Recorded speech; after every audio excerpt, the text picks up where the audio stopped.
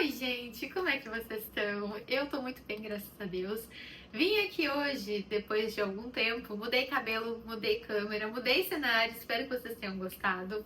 Vim aqui hoje trazer, como o título já diz, todas as leituras do meu primeiro trimestre de 2025. Primeiro disclaimer, tá, gente? Temos gatos passando por aqui, como vocês já sabem, gatinhos charmosos. Então, eventualmente, vocês vão ver eles se movimentando por aí. E, em segundo lugar, gente, algo muito importante para vocês entenderem. Eu sou uma leitora que eu leio no meu tempo. E, em primeiro lugar, isso.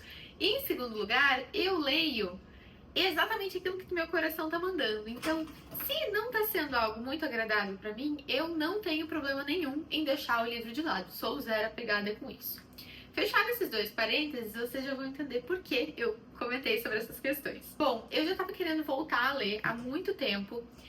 Eu sempre fui uma leitura, sempre não, né? Mas assim, desde criança, de fato, eu gostava muito da literatura, sempre me interessei. Mas de uns tempos pra cá, assim, de uns 2 anos pra cá, eu não tava conseguindo ler. Eu não tava conseguindo conciliar as coisas na minha vida com a leitura. De fato, estava sendo muito puxado pra mim. E a leitura estava ficando 100% de lado, né? Quando eu lia eram poucas coisas, ou não terminava. Então, muitas vezes, o que aconteceu nesse período? Eu começava um livro, não terminava, né? Que foi o caso, inclusive, de um livro que eu finalizei agora no início do ano. E, justamente, esse é o gancho perfeito pra gente iniciar a primeira leitura que foi finalizada agora no início desse ano, que foi O Conde de Monte Cristo, de Alexandre Dumas, ou Alexandre Dumas, como vocês preferirem chamá-lo. O Conde de Monte Cristo é um livro de 1663 páginas. Era engraçado porque foi uma viagem com alguns amigos, né? E aí eles ficavam me perguntando se eu tava lendo a Bíblia. Porque era mais ou menos isso, né? Realmente é um livro muito grande. Então, em primeiro lugar, ele foi uma vitória no quesito, assim, pessoal, sabe? De ter conseguido ler um livro tão grande, um clássico tão grande, em primeiro lugar, né? Mas vamos lá. O Conde de Monte Cristo, pra mim, como que aconteceu a leitura dele pra mim? Há mais ou menos uns 3 anos atrás foi quando eu comprei esse livro. Eu comprei vários livros enormes, assim, super incríveis, que inclusive eu tenho ainda alguns pra finalizar a leitura dessa leva que eu comprei há uns anos atrás. E esse livro em específico eu comecei a ler porque era um dos que eu mais estava empolgada, eu queria muito ler ele. A premissa me cativou demais, que eu logo vou contar pra vocês. Só que eu li até mais ou menos a página 400 ou 500, assim, e li pra valer, sabe? Li mesmo. Só que chegou uma parte que simplesmente, assim, não tava andando pra mim, tava sendo algo muito enfadonho, que inclusive eu vou comentar com vocês daqui a pouco. E aí acabei largando. Então eu tinha lido 500 páginas e me sentia, assim, um pouco fracassada. Do tipo, nossa, já li 1/3 do livro e vou largar? E larguei, gente. Eu sou essa pessoa, eu não tenho apego nenhum. Assim, se não tá indo, largo. Inclusive, tem outro livro depois desse que eu fiz exatamente a mesma coisa. Mas, no início do ano, eu tava assim nessa de não, quero voltar a ler, mas não sabia o que. Peguei 4 ou 5 livros, assim, que eu também tinha meio que deixado, lido uma parte, não tinha continuado. E esse foi o livro que mais me cativou, mais me deu, de fato, vontade de continuar. Peguei ele e terminei, assim, em questão, eu acho que deu mais 1 ou 2 meses, mas assim, 1 ou 2 meses corridos que eu li esse livro, sabe? Então, lendo de verdade ele várias páginas por dia, e porque eu não conseguia largar, gente. Depois, assim, que eu passei uma parte ali do livro, não dava pra parar, de coração. Então, assim, hiper recomendo, é uma leitura que todo mundo tem que fazer algum dia na vida, porque vale muito a pena. Mas então vamos lá, gente, qual que é a premissa, afinal, de O Conde de Monte Cristo? Bom, O Conde de Monte Cristo, ele se passa na França do século XIX, então é um momento de muito conflito social. E isso foi uma coisa que logo me chamou muito a atenção. Por quê? Porque o conflito social daquele momento é aquele meio, assim, após o fim de Napoleão Bonaparte, entre o fim daquele primeiro grande reinado dele até aquele governo de 100 dias, 90 dias, eu não me recordo mais agora, mas aquele governo um pouco mais curto, né, que depois ele foi exilado, então se passa justamente naquele momento. Era um momento, assim, de caos, gente. A França era totalmente caótica. E a nossa história, ela se passa com o protagonista principal, que é o Edmond Dantès. O Edmond Dantès é um jovem que vem de uma família extremamente pobre, né? Ele só tem mais o pai vivo. Mas apesar de tudo isso, ele conseguiu emergir, né? Ele conseguiu se tornar, em primeiro lugar, uma pessoa muito honesta, né? Uma pessoa que muitos outros gostavam, muito agradável de fato. Ele conquistou o amor da vida dele, né? A Mercedes, que é a mulher que ele quer casar. Ele também está conquistando uma posição de prestígio na profissão dele, então ele é marinheiro. Ele já foi prometido como ser o próximo capitão, né? A assumir. E justamente por ele se dar tão bem em tantos aspectos da vida, mas óbvio, se dar bem no sentido de com mérito, né, gente? Ele era muito dedicado, de fato, a ser um bom profissional, uma boa pessoa, enfim, né? Justamente por isso, por ele ter êxito em muitas áreas da vida, muitas pessoas, algumas pessoas assim pontuais, não vou dizer muitas, mas algumas pessoas pontuais têm muita inveja dele, né? Então, a inveja vai cativar essas pessoas a exilar este homem e fazê-lo ser condenado por um crime que ele nunca cometeu. Ele é acusado de bonapartismo e sem nem saber qual é que era o motivo, né, da prisão dele, ele é preso, isolado no dia do casamento dele. Ele é levado para um castelo chamado Castelo de If, numa ilha no meio, assim, do mar, né? Então é um castelo rochoso, assim, é um cenário horroroso, assim, toda ida dele. Ah, gente, uma coisa, nada do que eu tô falando aqui é spoiler, tá? Isso tudo é a premissa. Então até ali, a página 300, 400 mais ou menos, nada disso é novidade, tá? Tudo isso você já sabe no momento que você pega o livro na mão. Mas, de qualquer forma, ele vai para essa ilha e ele é isolado nessa ilha como um prisioneiro de alto perigo, assim, como se ele fosse extremamente perigoso, né? E ele vai para uma ala, né, super isolada, assim, junto, ao lado, melhor, né, não junto, mas ao lado de um outro homem que é considerado um velho louco, que é o Abade Busoni. Maravilhoso, um dos melhores personagens, com toda certeza. Eu acho que isso é um consenso entre todo mundo que leu o Conde de Monte Cristo. Ele é um dos melhores personagens desse livro. E eles vão se conhecer, vão criar uma amizade. E esse Abade vai transformar a vida do Dantès, ainda dentro da prisão, no sentido de encerrar a sua inocência. Inclusive existe um momento do livro que eles falam sobre isso. Ele encerra a sua inocência, o seu ciclo, digamos, como uma criança, né, no quesito até mesmo intelectual. E ele inicia uma nova fase como um adulto, de fato. Apesar de que o Dantès já tinha 21 anos na época que ele foi preso, ele era uma pessoa extremamente ingênua, extremamente bondosa, então ele não enxergava nem mesmo por que teriam mandado prender ele, né? Ele não sabia. Então, o Abade vai ser esse mentor, né? Bem de jornada do herói, aquela jornada do herói bem tradicional. Estilo o Hobbit, enfim, né? Toda essa jornada, assim, Senhor dos Anéis, bem construída. E o Dantès vai ser levado à consciência, então, de quem foram as pessoas que incriminaram ele, quem foram as pessoas que fizeram tudo aquilo, que destruíram a vida dele, querendo ou não, né? Ele vai passar 14 anos na prisão e em determinado momento ele vai conseguir fugir da prisão. Novamente, isso não é nenhum spoiler pra ninguém. Mas durante todo esse tempo que ele vai estar na prisão, duas coisas muito importantes vão acontecer. Em primeiro lugar, ele vai receber do Abade um mapa do tesouro, que na verdade não é um mapa, é uma cantiga, como se fosse, né? São instruções narradas mesmo.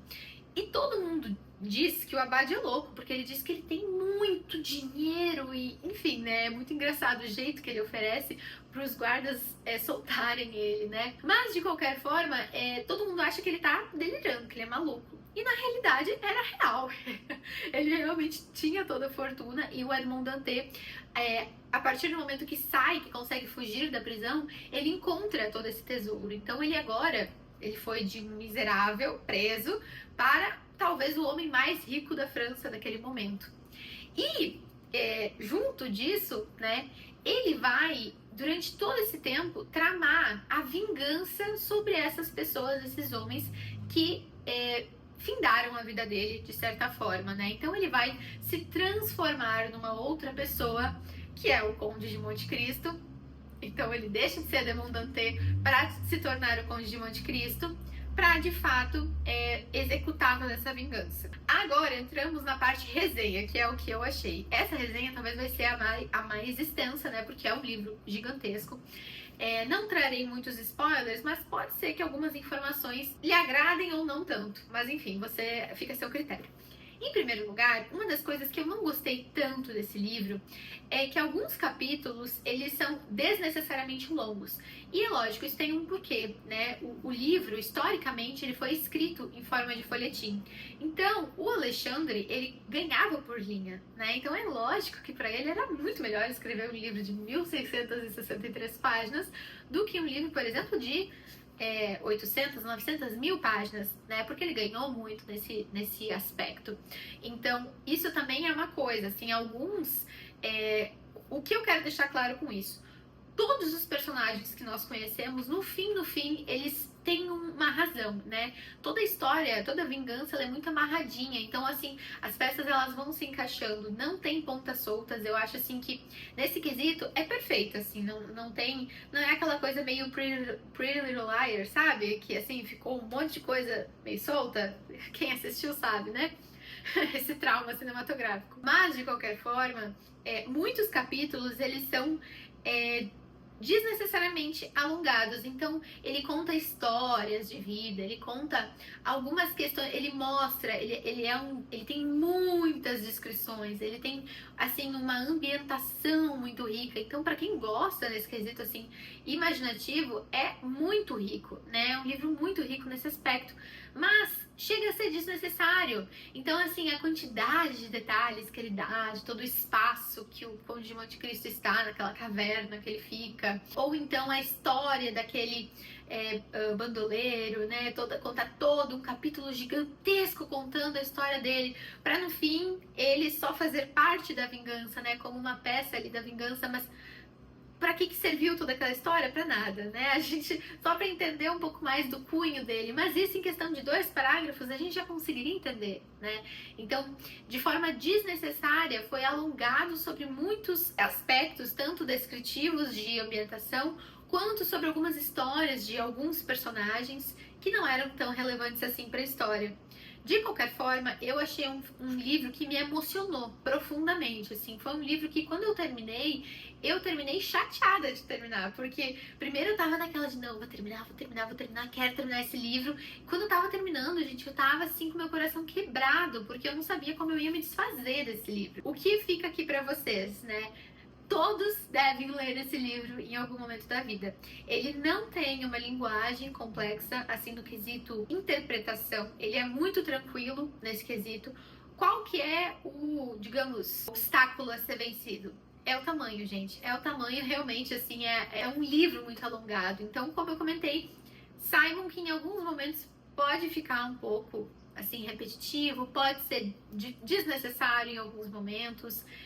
Alguns parágrafos, assim, eu ia meio que lendo por cima, porque eu sabia que não faria tanta diferença, de fato, na compreensão da história, né? Então, alguns, de fato, era muito importante estar ali atenta, mas outros detalhes, eles passavam, assim, tranquilamente, sabe? Então, eu acho que quem tem essa questão de, eu queria ler, mas é um livro tão comprido, não se apegue tanto a essa questão de quantidade de páginas, porque ele é muito fluido, em primeiro lugar, é um livro que vale, de fato, muito a pena. Então, assim, com certeza foi a melhor leitura até agora. E como vocês podem ver, ele está um caco, né? Tá um caco esse livro, mas porque eu leio e Gente, eu levei até em passeio de barco no Rio de Janeiro. Eu levei ele pra continuar a ler e de fato li. Então, assim, ele de fato me prendeu muito, muito, muito, muito. Eu li, assim, eu acho que umas 500, 600 páginas só na viagem do Rio, quando a gente ficou uma semana, porque, assim, ele é maravilhoso, de verdade, gente, vale a pena tirar uns meses, talvez, pra ler esse livro, mas ler degustando cada página, porque vale muito a pena. Próximo livro, gente, na sequência, eu tava querendo já uma história um pouco mais curta, né? O que fosse uma história um pouco mais resumida. Não estava querendo pegar eu não me sentia preparada. Eu acho que agora eu estou um pouco mais preparada para pegar uma história que se desenvolve um pouco mais. Então, precisei pegar assim alguns momentos, né, para histórias mais curtas. E por isso eu peguei um livro que eu já tinha na minha estante há muito tempo. Assisti uma resenha da Tatiana Feltrin, gostei e resolvi dar uma chance, que foi Flores para Algernon, como você preferir chamar. É um livro que, assim, gente, se fosse para dizer gostou, diria talvez não sei. Porque, apesar de que é um livro muito emocionante, no quesito, assim, a história, né, a história em si é emocionante, o livro não me pegou. Diferente de muitas pessoas, assim, que se acabam de chorar com esse livro, ele não me cativou. Talvez porque eu já vinha de uma leitura que me emocionou muito, uma leitura que me cativou muito, que foi muito densa. Então talvez não é nem que é esse livro, mas é que eu vim de uma comparação um pouco irreal, digamos assim. É um livro que muitas escolas americanas utilizam como aquelas leituras obrigatórias que a gente tem aqui, como Machado de Assis. Esse é o Machado de Assis, como se fosse deles. Então, é uma leitura muito utilizada nos Estados Unidos. E resumindo, gente, é um livro, não é uma utopia, mas se passa de fato num período que eu entendo que seja semelhante ali ao que seria a época escrita, que foi Princesa. Me explica, o que foi? Bom, Flores para Algernon é um livro em que basicamente, o nosso protagonista, ele é uma pessoa que tem um QI extremamente baixo. Não é no quesito de chamá-lo de burro, né? É que ele realmente tem o QI muito baixo. Ele nasceu dessa forma e ele foi diagnosticado dessa forma de fato. Então, ele tem essa questão de saúde e aí, de fato, surge um experimento que eles poderiam aumentar o QI dele, né? Então, eu não me recordo exatamente qual seria o QI inicial dele, mas é um QI assim extremamente baixo e que de fato é considerado como se fosse uma doença, principalmente na época, né? Então, uma das coisas que eu gostei desse livro é que na maioria das traduções, e principalmente quando as editoras relançam nelas, reeditam o livro, elas fazem assim pequenas correções, né? Então, os termos, para deixar assim um pouquinho mais, digamos, politicamente correto com o que seria a interpretação de hoje. Mas o que eu gosto muito é que eles não fizeram isso com esse livro. Então, eles deixam, de fato, aquela visão bem dos anos 60, né, do que era uma pessoa retardada. Então, eles usam muito desse termo. E uma coisa, um elogio que eu tenho justamente à editora, o que eu gostei muito que eles fizeram é que eles não reeditaram na hora de fazer, né, as novas edições, eles não reeditaram o texto, no sentido amenizar aquilo que o escritor registrou na época, né? Porque a interpretação, inclusive, seja que fosse a forma como o escritor, né, de fato pensava ou como ele quis estereotipar, de qualquer forma retrata perfeitamente o que era o pensamento na época sobre esse aspecto. Então eu gostei muito desse aspecto, assim, de ser um livro muito duro, né, justamente quanto a isso. Não que eu tenha gostado, mas acho que vocês entenderam, né? Bom, mas o que basicamente vai acontecer com o Charlie? Ele nasceu com essa deficiência, é uma deficiência de fato do QI muito baixo, e por causa disso vai surgir um experimento que possibilita que ele tenha um QI aumentado. Não é uma certeza, não é uma confirmação de que vai ser para sempre assim, porém é uma possibilidade, o que para ele já é mais do que muita coisa. Ele foi uma pessoa que ao longo de toda a vida, ele foi muito estigmatizado, de fato, né? Ele tinha aquela questão do estigma muito forte com ele, e ao mesmo tempo que não era só fora de casa, que é o comum acontecer, né, infelizmente, também era dentro de casa. Ao invés de ter pais que entendiam o que estava acontecendo com ele, que auxiliavam ele a lidar com tudo aquilo, ele de fato não tinha esse suporte, né? A mãe dele era uma mãe extremamente violenta, extremamente agressiva com ele, né? Tanto psicologicamente quanto fisicamente. Ele sofria abusos físicos, psicológicos, tanto que ele tem questões emocionais que ele vai trazer ao longo do livro. É um livro emocionante, porém eu não me emocionei. Então, eu novamente, né, tenho que fazer aquela separação. Não é que o livro seja ruim, talvez eu vim com uma expectativa diferente por ter lido um livro absurdamente bom como o Conde de Monte Cristo, né? É uma comparação injusta, digamos assim, né? Mas ao longo de todo o livro, basicamente ele vai fazer esse aumento da inteligência, né? Uma coisa que eu acho legal, me irritou um pouco no começo, porque não gosto de ler coisas que eu sinto que me emburrecem, com todo respeito, mas eu lendo o jeito que ele escrevia no início, é o jeito de fato como uma pessoa que é quase como se fosse um analfabeto escreveria. As letras erradas, a forma de pontuação, não existe pontuação em primeiro lugar. Depois a pontuação, quando ele vai aprendendo, então é muito legal ir vendo a evolução conforme a história de fato evolui, conforme de fato a história avança. Isso é muito interessante de ver, toda essa questão da evolução do personagem, né?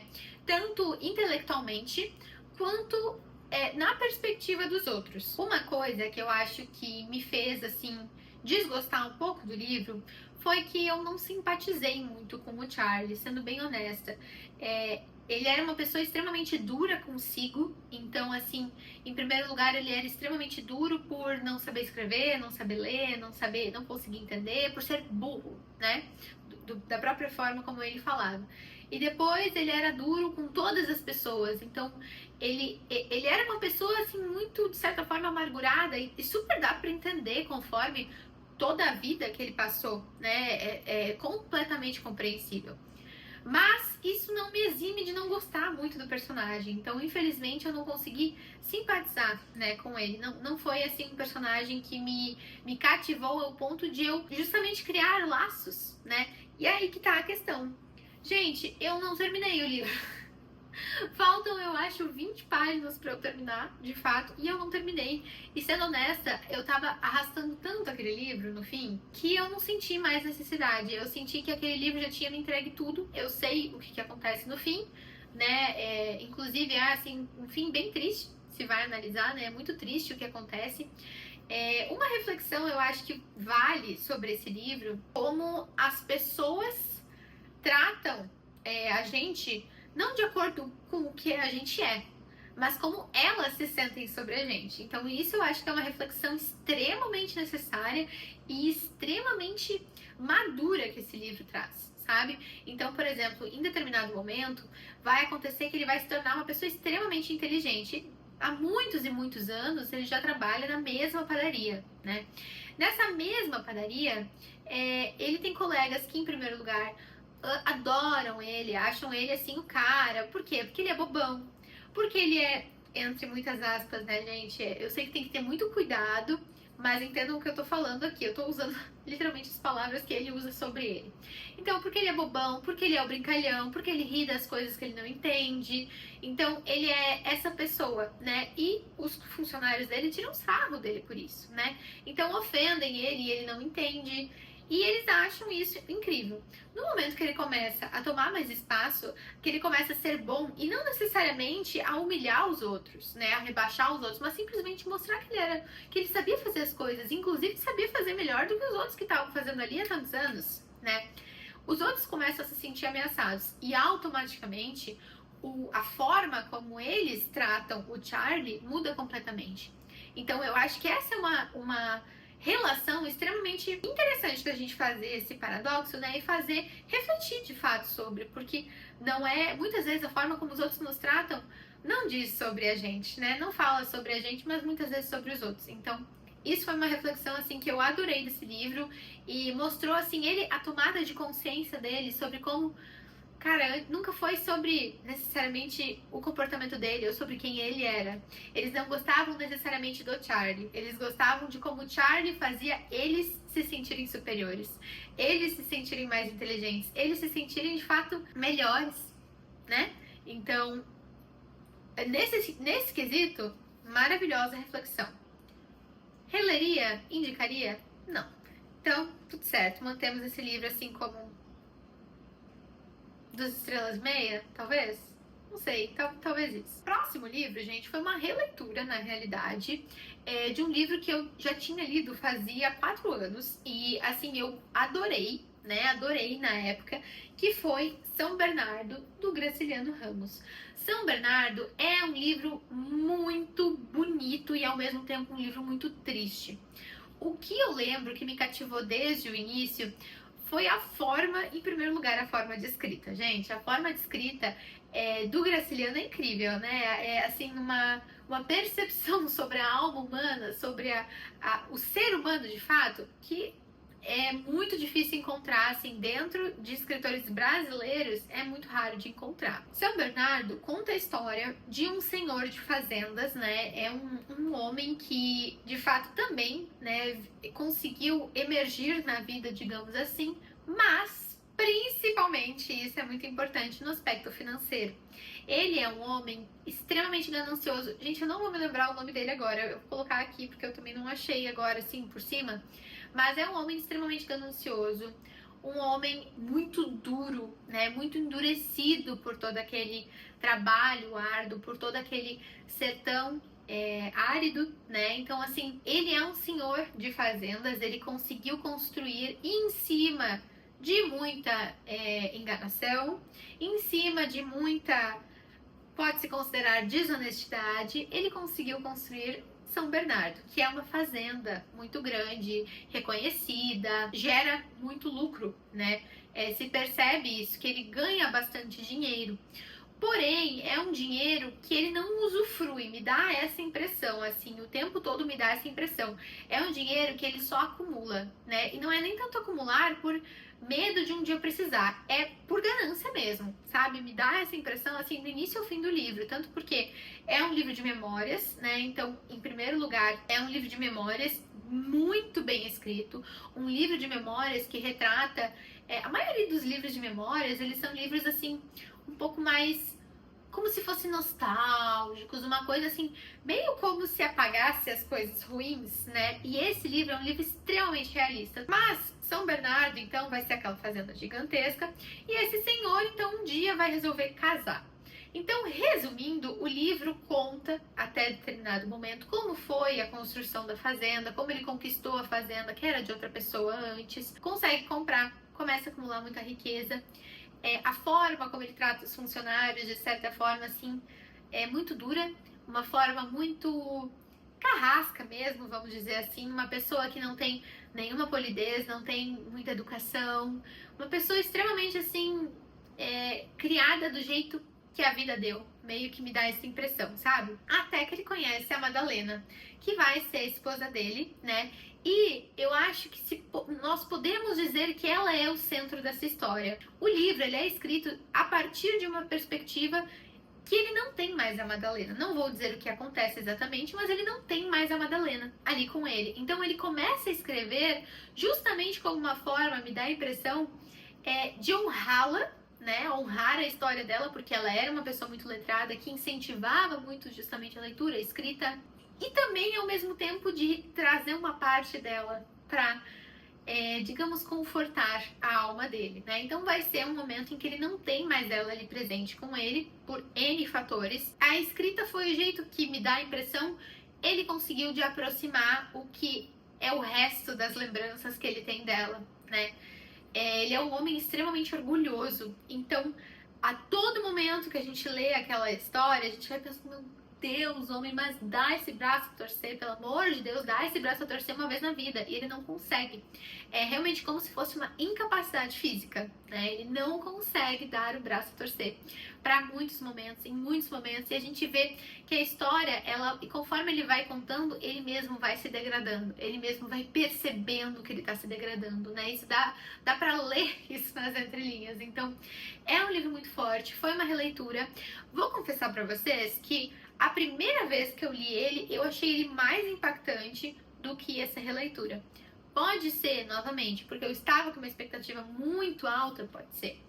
Mas, tudo certo, foi uma releitura rápida, li assim, em questão de poucos dias, então também valeu super a pena. Por último, de livros já lidos desse trimestre, eu queria algo bem curtinho, algo assim que fosse, já estava vindo de uma leva de livros, né? Então assim, já estava pegando o ritmo, queria uma coisa bem curtinha, rápida. E aí escolhi Primeiro Amor de Ivan Turgenev. Primeiro Amor de Ivan Turgenev. Nunca tinha lido Turgenev. Ele foi um leitor, gente. Eu acho assim, Conde de Monte Cristo foi o melhor livro. Mas esse foi o melhor autor, gente. Porque me conquistou, me cativou. O que me cativou dessa escrita dele foi, assim, coisa de louco. Eu amei o jeito que ele escreve. Amei o jeito que ele detalha as coisas sem se tornar enfadonho, como em alguns momentos ficou o Conde de Monte Cristo. Então, Primeiro Amor, ele é uma história, ele tem inclusive aqui um prefácio, né? Um prefácio que tem muitas informações úteis, tanto sobre a história quanto sobre o autor, principalmente sobre o autor. Mas falando sobre o livro, de fato, ele é um livro que traz muito, quase como se fosse uma autobiografia do Ivan Turgenev. A mãe dele é uma figura muito semelhante àquilo que tem na história, na vida real, né? A mãe dele era uma mulher, assim, muito dura, muito amargurada, mas também muito rígida, muito, até violenta, né? Bastante violenta. O pai dele já era uma figura, assim, meio amena, uma figura meio perdida ali na história, o que é semelhante aqui também. E ele, uma pessoa extremamente ingênua. Então, toda a história daqui, ela se parece muito com o que foi de fato a vida do Turgenev, né? A vida de fato dele. Mas Primeiro Amor vai contar também um livro de memórias. Uma lembrança, né? O livro se inicia num jantar entre 3 amigos. Um deles é o protagonista, que eu também não me lembro o nome, principalmente em russo é difícil, né, gente? E eles estão conversando e aí alguém pergunta: vamos contar a história do Primeiro Amor? E ele disse: bom, eu vou escrever para nem me prolongar e nem poupar detalhes. Vou escrever um caderno e volto a contar para vocês. No fim, nós não sabemos qual que é a reação das pessoas, né? Desses amigos dele ao fim, porque o livro termina no momento que a história dele termina, como se fosse ele terminando o relato, né? Então nós não sabemos o pós isso. Então isso é uma coisa bem legal. Mas ele vai contar então a história de quando ele tinha seus 16 anos, ele foi passar uma temporada no campo, justamente contando então a história do primeiro amor dele. Ele era um menino extremamente ingênuo, assim, uma criança de fato, né? 16 anos, mas era uma criança comparado ao que são os adolescentes de 16 anos hoje. Ele vai conhecer a vizinha dele, que eu também não vou lembrar o nome, vou colocar aqui, mas vai ser uma vizinha que ela era extremamente encantadora. Ela tinha, assim, um rosto angelical, um corpo bonito, mas não nesse quesito objetificado, né? Mas no sentido quase elevado, assim, né? Como se fosse uma deusa mesmo. Então, não era no quesito objetificado, né? Mas, apesar, né? Ela era já, assim, já dava a entender que ela tinha muita consciência do que estava acontecendo, porque ela era uma mulher, né? Ela já tinha 21 anos, que era muito bajulada por muitos homens. Então, tanto ele vai começar a bajular ela, né, o nosso protagonista de 16 anos querido, quanto vários outros homens. Então, eles se reuniam, todos tentando, assim, bajular ela, conquistar um pouquinho ela, serem o amor da vida dela, né? Só que a realidade, né, que a gente vai entendendo ao longo do livro, é que ela está apaixonada por outro. E nós não sabemos quem é. É revelada essa pessoa, de quem ela gosta e de quem ela está, por quem ela está apaixonada. E de fato, assim, eu vi algumas pessoas dizendo, eu sempre gosto de assistir resenhas antes de eu mesma fazer a minha. Eu vi algumas pessoas falando que não esperavam ou que mais ou menos tinham entendido, mas assim, quando... Gente, eu entendi muito antes. Eu entendi muito antes, eu já sabia quem era a pessoa. Pra mim já tinha ficado muito claro quem era a pessoa. O autor dá muitas pistas, né, ao longo de toda a história de quem é essa pessoa, né? Em determinado momento fica mais claro do que, por exemplo, no início, mas é algo assim que pra mim não houve dúvidas, sabe? Então, até eu fiquei pensando, gente, será que eu tô meio desacreditada, tô meio cética, assim, da realidade? Porque algumas pessoas falaram assim, ai, nossa, foi chocante. Gente, chocante? Chocante. Leiam e me digam, gente, porque vale a pena. Senta um pouquinho as páginas, eu li de um dia pro outro, tá? Eu comecei num dia da manhã, não quis parar, porque a leitura é muito boa, muito boa, gente. A escrita desse homem é incrível. Uma coisa que eu tenho muito a acrescentar sobre esse livro: tem pouquíssimos diálogos, o que eu achei muito rico, porque os diálogos são pontuais e muito bem escritos. Então, os diálogos pontuais que tem são totalmente necessários, são muito válidos para a história, né? Eu sinto que essa foi uma história, assim, que me deixou muito encantada com, de fato, assim, a facilidade, digamos, né? A facilidade de leitura. Eu achei, assim, perfeito. Outro ponto muito importante. Apesar de não ter muitos diálogos, ele é um texto mais descritivo, né? De parágrafos preenchidos longos, né? Tem bastante descrições, mas não são descrições enfadonhas, não são descrições desnecessárias. São descrições, pelo contrário, muito exatas, digamos assim, né? A gente tem, assim, pontos muito certeiros de descrição e muitos necessários para a história. Então, como é uma história curta, ela realmente tem ali o que é necessário para a história fluir. As descrições sobre a natureza também achei muito bonitas, assim, eu consegui imaginar muito bem, mas sem ser aquela coisa alongada que era, por exemplo, em O Conde de Monte Cristo, de descrições, assim, desnecessariamente longas, né? Então, não senti isso, pelo contrário, eu senti, assim, essa questão das sensações muito apuradas. Eu amei, de coração, amei. Outro ponto que eu tenho a acrescentar desse livro, é curtinho, mas, gente, me pegou, tá? Uma coisa que eu gostei muito, é parecido com essa questão do São Bernardo, eles são semelhantes nessa questão de ser um caderno de memórias, né? Mas, o que eu gostei desse livro foi que, apesar de que ele estava fazendo um livro de memórias, ele não, em nenhum momento, ele se refere como, sabe aquela coisa que às vezes a gente pensa, meu Deus, eu era tão ingênua, meu Deus, eu era tão burra, meu Deus. Isso não acontece na história. Então, apesar de que ele está retratando, ele se exime totalmente. Aquele autor que está escrevendo como ele mesmo, narrando as próprias memórias, ele se exime 100%. Ele está lá como se ele tivesse sido transportado, contando exatamente o que está acontecendo. E isso, pessoalmente, eu gosto muito, porque nos permite tirar conclusões, né? E não receber conclusões de um autor que já tem conhecimento sobre todas as coisas que se desenrolaram depois na vida dele. Então eu gosto muito desse aspecto de permitir que o leitor de fato tire as próprias conclusões, né? Sobre aquilo que ele tá achando do livro, aquilo que ele tá achando dos personagens, das situações, enfim. E por último, gente, é um livro que eu ainda estou lendo, mas resolvi ler porque fazia muito tempo que eu não lia nada de distopia, muito tempo, acho que fazia assim uns 5, 6 anos já. 6 anos. A última foi O Conto da Aia, da Margaret Atwood. Antes mesmo de eu olhar a série, né? Mas enfim. Agora estou lendo Admirável Mundo Novo. Gente, vou dizer pra vocês, eu li já praticamente metade. Tá meio difícil, hein? Tá meio complicado terminar esse livro. Eu já tô empurrando alguns dias, eu quero ver se eu consigo agora até o fim do mês. Ainda temos 3 dias, vou ler agora um pouquinho da noite, vou ler mais amanhã, domingo, enfim. Hoje é sexta, tô gravando sexta à noite. E eu quero ver se eu consigo finalizar esse livro antes mesmo ainda do fim do mês. Mas assim, gente, tá sendo meio enrolado, viu? Eu tô dizendo pra vocês. Depois eu faço uma outra resenha, talvez só dele, ou junto com outros livros mais pra frente. Mas tá sendo meio enrolado, tive que empurrar com a barriga ali. Meu Deus, no início, gente. No início, que desgraça. Sério, se não fosse assim... Não, já me falaram que é bom, vale a pena. Não teria continuado. Vamos ver, né, gente? Eu falei pra vocês antes que eu não sou de empurrar livro, tô empurrando. Mas é que ele não é tão longo, ele tem 300 páginas, então não queria largar assim dessa vez, né? Mas vamos ver, gente, vamos ver.